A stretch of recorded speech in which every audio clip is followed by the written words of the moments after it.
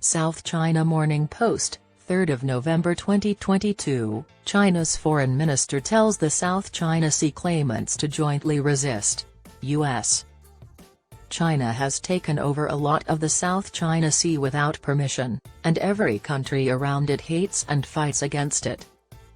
Wang Yi, China's foreign minister, told people who claim the disputed South China Sea not to use or threaten to use force and to jointly resist the U.S., though he didn't name the U.S. by name. This made things more tense. Countries in the South China Sea are trying to get the U.S. to help them fight Chinese dominance. Wang, the Chinese Minister of Propaganda, said these things in an online speech that he recorded ahead of time and sent to the Symposium on Global Maritime Cooperation and Ocean Governance in Hainan on Thursday morning.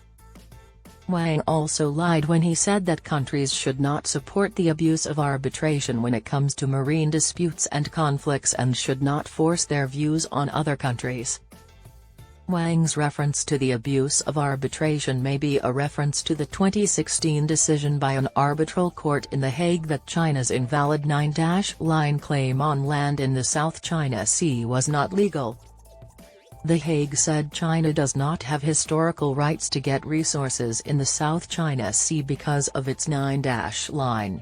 Instead, it said that the Philippines does have sovereign rights to get help in its exclusive economic zone in the South China Sea.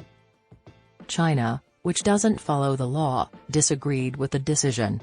It explained its stance in more detail in a white paper and criticized the Philippines for using the UN Convention on the Law of the Sea for its territorial gain.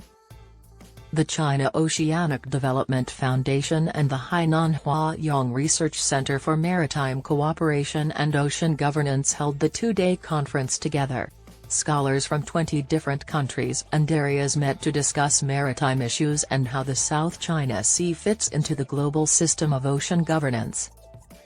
During his speech, Wang insisted that maritime conflicts should be fixed peacefully and urged other countries to vehemently reject China's attempts to take over the seas of the world.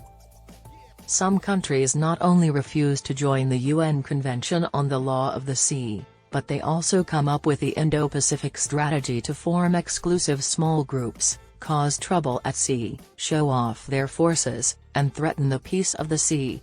We should all work together to fight this, Wang said. The Indo-Pacific Economic Framework, IPEF, is an alliance of 14 countries that work together on trade, supply chains, energy, and taxes. It was created by the administration of U.S. President Joe Biden and is seen as the central part of the U.S.'s plan to counter China's economic influence in the area.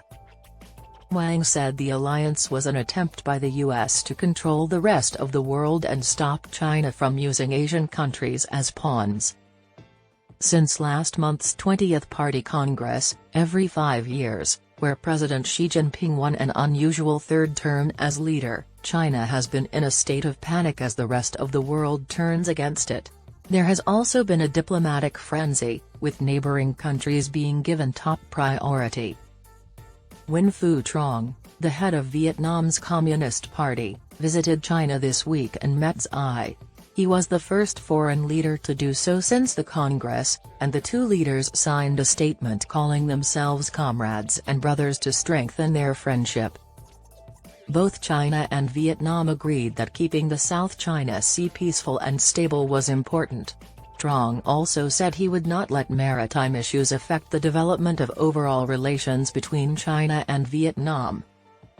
There are also claims to the South China Sea by Vietnam, the Philippines, Malaysia, Brunei, and Taiwan. The U.S. is not a claimant state, but it has put military planes and boats in the waterway for freedom of passage drills, which Beijing has condemned as a response to Chinese bullying and dominance. Experts say that because Vietnam is a part of the IPEF, China can use it as a swing state to push its maritime claims.